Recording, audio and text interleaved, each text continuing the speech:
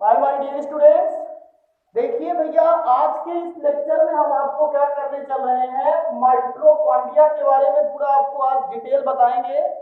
जो कि class 9th की बायोलॉजी, 11th की बायोलॉजी और जो विभिन्न प्रकार की आपकी कॉम्पिटेटिव परीक्षाएं हुआ करती है वहां पे ये पूछा जाता है। तो आप विधिवत तरीके से एक नोट्स और एक पेन लेकर के बैठें और इस पूरे लेक्चर को अटेंड करें। आज हम माइटोकॉन्ड्रिया के बारे में पूरा जानेंगे कि माइटोकॉन्ड्रिया का स्ट्रक्चर क्या हुआ करता है, माइटोकॉन्ड्रिया की खोज किसने किया था, और लास्ट में आपको बताएंगे कि माइटोकॉन्ड्रिया को कोशिका का पावर हाउस क्यों कहते हैं। इतनी चीजें इस लेक्चर में आपको बताया जाएगा, ध्यान दीजिएगा। तो एक चीज आपको और बता दे रहा हूं, माइटोकॉन्ड्रिया का एक नाम और हुआ करता है, वो हुआ करता है कॉन्ड्रियोसोम। क्या नाम हुआ करता है इसका? एक कॉन्ड्रियोसोम हुआ करता है। एक नाम इसका और हुआ करता है, वो तो आप जानते ही हो, ज्यादा ही फेमस इसका नाम होता है, वो है कोशिका का पावर हाउस। क्या नाम है इसका?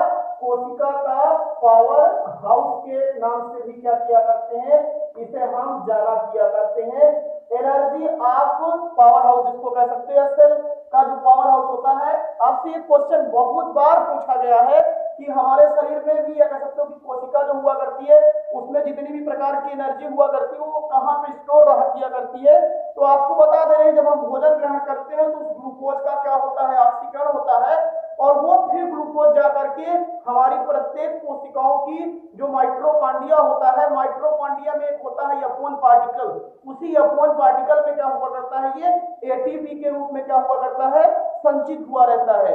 और जब हमें कार्य करने के लिए ऊर्जा की आवश्यकता हुआ करती है तो वही एटीपी से क्या हुआ करता है, हमें एनर्जी प्राप्त हुआ करती है। तो आइए ध्यान दीजिए, सबसे पहली चीज आपको बता दे रहे हैं कि माइटोकॉन्ड्रिया जो हुआ करता है, आपको मैंने बताया था केवल ये किसमें पाया जाता है, यूकेरियोटिक कोशिकाओं में। माइटोकॉन्ड्रिया जो हुआ करती है ये प्रोकैरियोटिक कोशिकाओं में नहीं पाया जाते हैं। जैसे बैक्टीरिया वगैरह होता है उसमें माइटोकॉन्ड्रिया के स्थान पे मीसोसोम्स पाया जाता है। बहुत इंपॉर्टेंट क्वेश्चन है कि बैक्टीरिया में जो हुआ करता है रिस्पायरेटरी ऑर्गन के रूप में क्या पाया जाता है, तो वहां पे क्या पाया जाता है, मीसोसोम्स। मीसोसोम्स की हेल्प से क्या हुआ करता है, उनमें रिस्पायरेटरी प्रोसेस होता है। लेकिन जो यूकैरियोटिक सेल हुआ करती है, उन यूकैरियोटिक सेल में क्या हुआ करता है, माइटोकॉन्ड्रिया के ही थ्रू क्या हुआ करता है, रिस्पायरेशन हुआ करता है। तो आइए बात करते हैं सबसे पहले कुछ इसकी हिस्टोरिकल बात में। तो माइटोकॉन्ड्रिया की जो खोज किया था वो अल्टमान नामक वैज्ञानिक ने किया था। किस वैज्ञानिक ने किया था? अल्टमान नामक वैज्ञानिक ने किया था। और अगर हम आपसे कह दें इसकी जो कीटों की जो रेखित पेशियां हुआ करती हैं, उन कीटों की जो रेखित पेशियां हैं, उस कीटों की रेखित पेशियों में इसको सबसे पहले किसने बताया था? कोलिकर एक वैज्ञानिक थे। कौन एक वैज्ञानिक थे? कोलिकर नामक वैज्ञानिक ने क्या किया था, सबसे पहले इसे कीटों की रेखित पेशियां तीन प्रकार की होती है, रेखित होती है, अरेखित होती है और हृदय पेशी होती है। आप जब पेशियों के बारे में पढ़ोगे तब।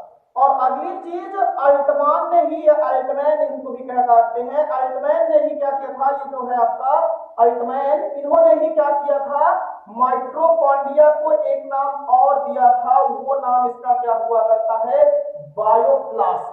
बात ध्यान दीजिएगा, खोज भी अल्टमान ने किया और बायोप्लास्ट भी अल्टमान ने नाम दिया था। और कीटों की रेखित पेशियों में इसकी खोज किसने किया था? कोलिकर ने किया था। और अगली चीज आपको बता दे रहे, एक वैज्ञानिक थे जिनका नाम था सी वेंडा। क्या नाम था उनका? सी वेंडा। सी वेंडा ने क्या किया था, इसे सबसे पहले क्या नाम दिया था, माइटोकॉन्ड्रिया नाम दिया था। क्या नाम दिया था भैया इसे? माइटोकॉन्ड्रिया नाम दिया था। तो ये तो सबसे पहली चीज इसकी हिस्टोरी से रिलेटिव बातें मैंने बता दिया कि जो इसका माइटोकॉन्ड्रिया को, आपसे क्वेश्चन हो जाए माइटोकॉन्ड्रिया को बायोप्लास्ट किसने नाम दिया, तो आप कहोगे अल्टमैन ने। सी वेंडा ने इसको क्या नाम दिया था? माइटोकॉन्ड्रिया नाम दिया था। और एक चीज आपको ये बता दे रहे हैं, ये जो माइटोकॉन्ड्रिया हुआ करता है ये किन कोशिकाओं में पाया जाता है? यूकैरियोटिक कोशिकाओं में पाया जाता है। ये किन कोशिकाओं में पाया जाता है? यूकैरियोटिक कोशिकाओं में पाया जाता है। और दूसरी चीज, ये यूकैरियोटिक कोशिकाओं में क्या हुआ करता है, रॉड शेप या कह सकते हो कि फ्लास्क नुमा क्या हुआ करता है, इसका स्ट्रक्चर देखने को मिलता है। इसीलिए इसको हम लोग, माइटो मीन्स होता है सूत्रवत और कॉन्डिया मीन्स हुआ करता है पार्टिकल्स, मतलब जो छोटे छोटे, कहने का मतलब रॉड शेप के रूप में हुआ करता है, उसी को हम लोग माइटोकॉन्ड्रिया शेप के अकॉर्डिंग बता रहे हैं। अब आइए थोड़ा हम आपको बता देते हैं कि जो माइटोकॉन्ड्रिया हुआ करता है, अगर आप इसका स्ट्रक्चर देखोगे तो हम आपको इसका स्ट्रक्चर बता रहे हैं, संरचना। माइटोकॉन्ड्रिया की जो संरचना है, अगर इसकी स्ट्रक्चर की बात किया करोगे भैया, तो माइटोकॉन्ड्रिया के बारे में मैंने ऑलरेडी बता दिया कि ये एक क्या हुआ करता है, दोहरी परत से घिरी हुई क्या हुआ करती है, आकृति हुआ करती है। ये जो इसके बाहर आप लोग देख रहे हो, इसके बाहर क्या हुआ करता है, डबल लेयर क्या हुआ करता है, से परत रहा किया करती है। और इसमें जो ये डबल लेयर आपको परत दिखाई दिया करती है, तो इसको हम लोग कहा किया करते हैं बाह्य परत। क्या कहा किया करते हैं, इसको बाह्य परत कहा किया करते हैं। और इन दोनों के बीच में जो जहां भी स्पेस होता है, इसको आउटर चैम्बर कहा किया करते हैं। और एक चीज बता दे रहे हैं, जो बाह्य परत हुआ करती है, ये किससे मिलकर के बनी होती है, जानते हो, प्रोटीन और वसा। एक चीज ध्यान दीजिएगा, प्रोटीन और वसा से ही जो बनी होती है वो अंतःप्रदर्भी जालिका की भी लेयर बनी होती है। तो ये प्रोटीन और वसा, वसा को हम लोग इंग्लिश में कहा किया करते हैं लिपिड। तो ये प्रोटीन और वसा से मिलकर के बनी होती है, इसीलिए इस स्पेशल टाइप की प्रोटीन को हम लोग कहा कर देते हैं लाइपोप्रोटीन। कौन सी प्रोटीन, लाइपो मतलब लिपिड और प्रोटीन। जैसे प्रोटीन और वसा से कोई चीज बना होता है, उसी को हम लोग कौन सी प्रोटीन कह सकते हैं, लाइपोप्रोटीन। तो ये बताया जाता है कि जो इसकी दोनों लेयर हुआ करती है, किससे मिलकर के, ये क्वेश्चन आपसे पूछा जा सकता है कि किससे मिलकर के बनी होती है, तो ये लाइपोप्रोटीन से मिलकर के क्या हुआ करती है, बनी हुआ करती है। और उसके बाद आपको बता दे रहे हैं, इसी के बाद क्या हुआ करता है, ये जो इसकी लेयर है, इसी में ही क्या हुआ करता है, अब आपको बता ध्यान दीजिएगा, ये जो इसकी अंतः परत हुआ करती है, ऐसे अंगुली के तरीके से क्या हुआ करती है, ये अंदर की तरफ ऐसे घूम जाया किया करती है। और ये ऐसे अंगुली सी की तरह क्या हुआ करती है, अंदर की तरफ ऐसे घूम करके एक क्या हुआ करती है, फोल्डेड स्ट्रक्चर का निर्माण करती है। और जो ये फोल्डेड स्ट्रक्चर बन रहा है, जैसे आप देखिए ये जो अंगुली सदृश भाग हुआ करता है, जैसे ये अंगुली सदृश भाग बन रहा है, ये फिंगर लाइक भाग बन रहा है, इसी फिंगर लाइक भाग को ही हम लोग क्या कहा किया करते हैं, क्रिस्टी। क्या कहा करते हैं, क्रिस्टी कहा किया करते हैं। ध्यान दीजिएगा, ये इसकी अंतः परत है। कौन सी परत है, अंतः परत हुआ करती है। और अंतः परत जो होती है वो कांटिन्यूअस लगातार ऐसे क्या हुआ करती है, अंदर की तरफ ऐसे घूमती जाती है। और ये फोल्ड हो करके क्या किया करती है, एक फिंगर लाइक स्ट्रक्चर का निर्माण करती है। और उसी फिंगर लाइक स्ट्रक्चर को हम लोग क्या कहा करते हैं, क्रिस्टी कहा किया करते हैं। क्या कहते हैं भैया, क्रिस्टी कहा करते हैं। और इसी क्रिस्टी पर क्या हुआ करता है, ऐसे छोटे छोटे टेनिस के रैकेट के समान क्या हुआ करती है, संरचना पाई जाती है।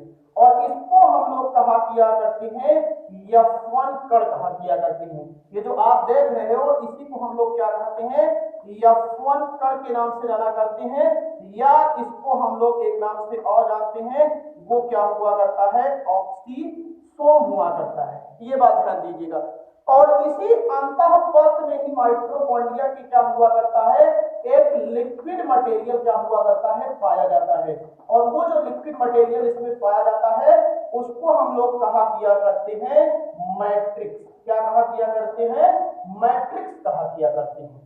और इसके अलावा माइटोकॉन्ड्रिया के पास खुद का क्या हुआ करता है, डीएनए हुआ करता है। और खुद का डीएनए होने के कारण ये चीज सबसे बड़ी चीज होती है, पूछा जाता है आपसे क्वेश्चन कि कौन सा ऐसा कोशिकांग होता है जिसे स्वायत्त कोशिकांग कहा करते हैं। तो इसके पास खुद का डीएनए होने के कारण माइटोकॉन्ड्रिया जब चाहता है नया माइटोकॉन्ड्रिया प्रोड्यूस कर सकता है। तो इसीलिए माइटोकॉन्ड्रिया को हम लोग एक तरीके से और जाना किया करते हैं, वो क्या हुआ करता है, इसे हम कहा किया करते हैं स्वायत्त कोशिकांग। कैसा कोशिकांग कहा किया करते हैं, कोशिका का, इसे हम स्वायत्त कोशिकांग के नाम से जाना किया करते हैं माइटोकॉन्ड्रिया को। स्ट्रक्चर आपको समझ में आ गया होगा एकदम सीधा सीधा कि माइटोकॉन्ड्रिया दोहरी परत से घिरी हुई संरचना हुआ करता है। ये इसका अनुप्रस्थ काट है, ये कैसी है, ये माइटोकॉन्ड्रिया की अनुप्रस्थ काट है, ये संरचना हुआ करती है। और अगली चीज, सबसे बड़ी चीज ये हुआ करता है, जान लीजिएगा कि जो इसकी दोनों परतें हुआ करती है वो किससे मिलकर बनी होती है, प्रोटीन और वसा से। और इंपॉर्टेंट बात ये हुआ करती है कि जो इसकी अंतः परत हुआ करती है, वो अंदर की तरफ ऐसे घूम करके एक अंगुली सदृश, देखिए ये ऐसे बनता है। अगर इस स्ट्रक्चर को आप लोग देखना चाहते हैं तो ये स्ट्रक्चर ऐसे बना हुआ करता है, जान लीजिएगा। ये आपकी इसकी क्या हुआ करती है, लेयर है, ऐसे तरीके से हुआ करता है। और इसी पे ही फिर क्या हुआ करता है, अगर आप देखेंगे तो यहाँ पे ही क्या हुआ करता है, इस तरीके से क्या हुआ करते हैं, इस पे आपके ये इस तरीके से थोड़ा उसको इरेज कर दीजिए तो आपको एकदम पूरा वीडियो समझ में आ जाएगा। स्ट्रक्चर तो आप बढ़िया सा बुक में भी है, आप वहां से इसको देख सकते हैं। ये देखिए इस तरीके से आपको स्ट्रक्चर देखने को मिलेगा। अब यहाँ पे आप देख लो ये वाह्य परत है और फिर इसके बाद जो अंदर वाली है वो कौन सी है, अंतः परत है। अंतः माने होता है अंदर की और वाह्य माने बाहर की, और इन दोनों परतों के बीच में स्पेस है। अब यहाँ पे ये देखिएगा तो ये जो आपको देखने को मिल रहा है इसी को हम लोग क्या कहते हैं, F1 कण या F1 पार्टिकल्स कहा करते हैं। ये एक एकल क्रिस्टी की संरचना है। ये किसकी संरचना है आपके सामने, एकल क्रिस्टी की संरचना है। आपसे ये भी पूछा जा सकता है कि क्रिस्टी कहाँ पाई जाती है, तो क्रिस्टी जो हुआ करती है ये किसका भाग हुआ करती है, माइटोकॉन्ड्रिया का एक पार्ट हुआ करती है। और यहाँ पे इसको F1 कण को एक मुलर फिट्स मैथ और एक मुलर साइंटिस्ट उन्होंने इसके बारे में बताया था। तो इसको हम लोग किसके नाम जाना करते हैं, ऑक्सीसोम्स के नाम से जाना करते हैं। एक बात पूरी बात फिर से देख लीजिएगा विधिवत तरीके से, ये देख लीजिएगा ये इसका आधार है, ये क्रिस्टी का क्या हुआ करता है, आधार हुआ करता है, और ये इसकी नेक हुआ करता है, और ये फिर हेड हुआ करता है। और ये एक एक आपके पार्टिकल क्या होते हैं, बाद में इसकी जो और डिटेल बढ़ जाती है बता जाती है, लेकिन 9th लेवल की क्लास के लिए जितना बता रहा हूँ इतना ही बहुत सफिशिएंट होता है। पूरी बात एक बार डिटेल से देख लीजिए।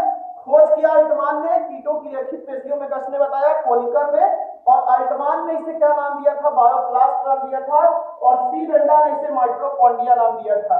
अगली चीज माइटोकॉन्ड्रिया दोहरी परत से घिरी हुई संरचना हुआ करती है, जिसकी वार परत एकदम चिकनी और सपाट होती है, लेकिन जो अंतः परत हुआ करती है वो फोल्डेड हुआ करती है।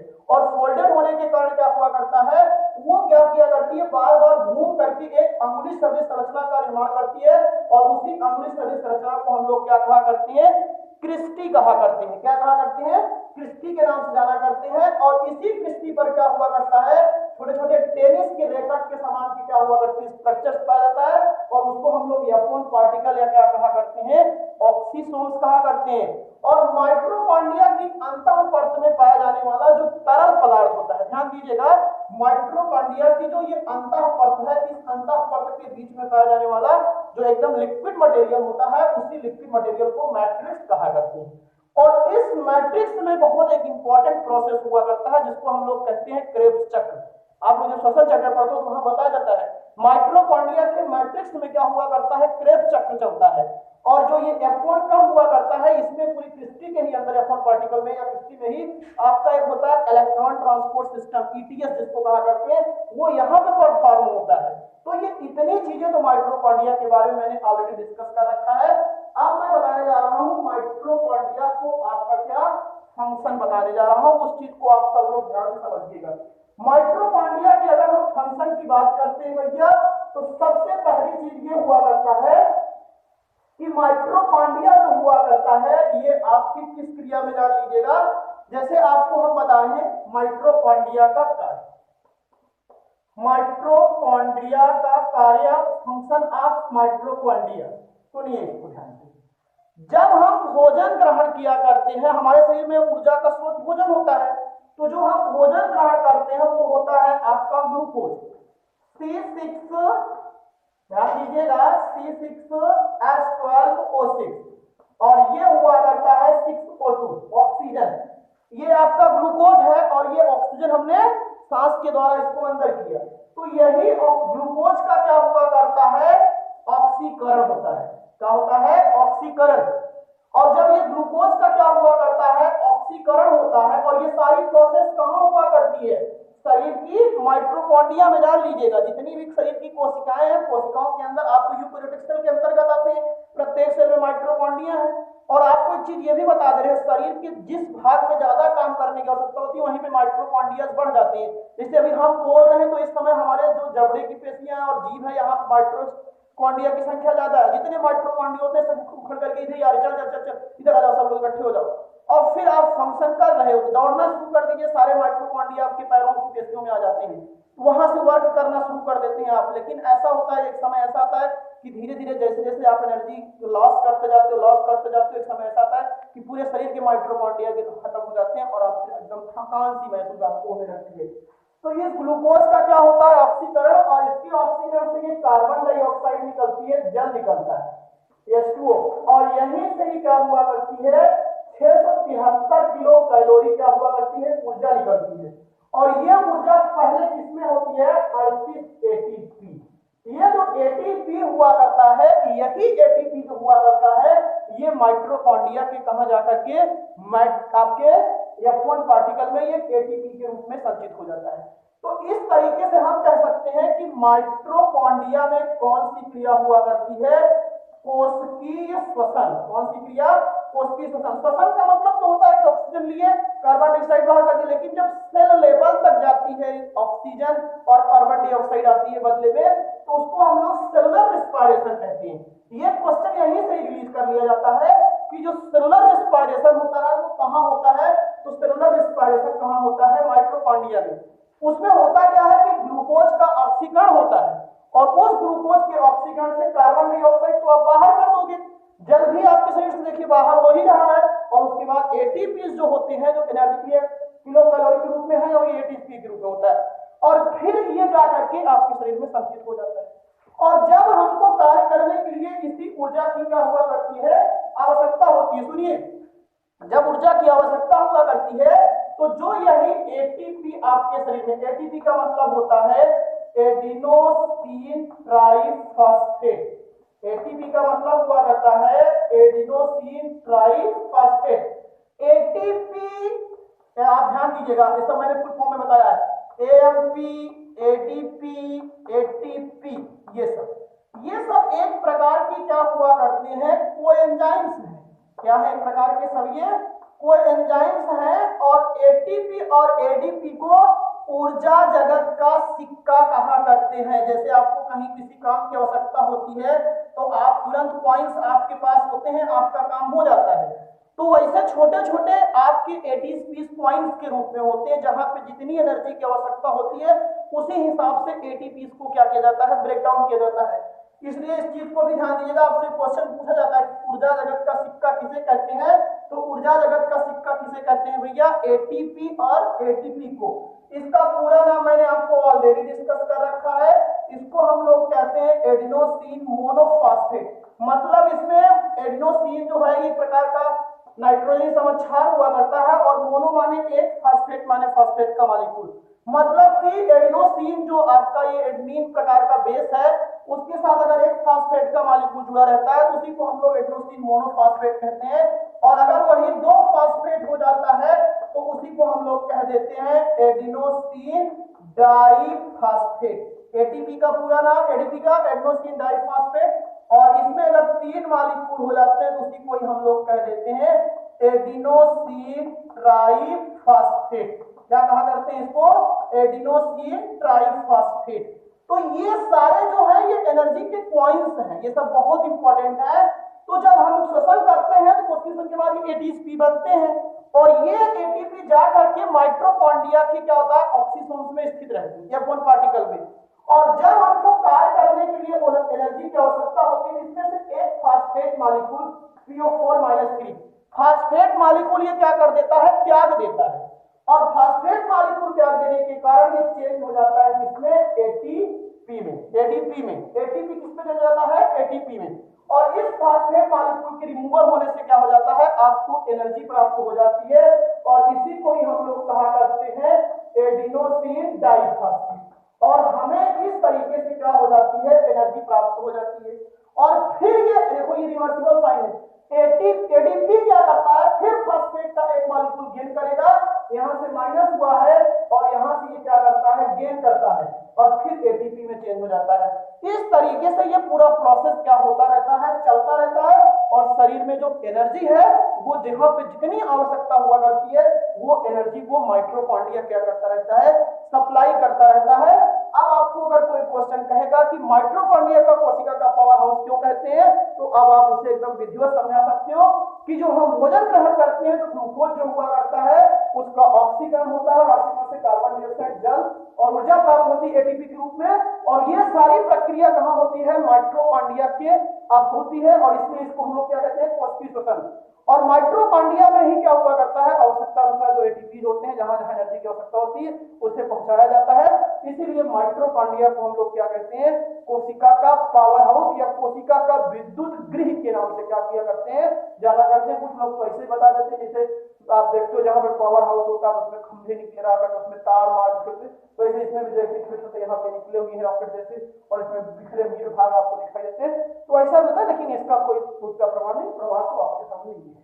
जितनी भी एनर्जी होती है श्वसन की क्रिया के बाद वो माइटोकॉन्ड्रिया में संचित रहती है और जो आवश्यकता अनुसार हमारे शरीर में पहुंचाई जाती है।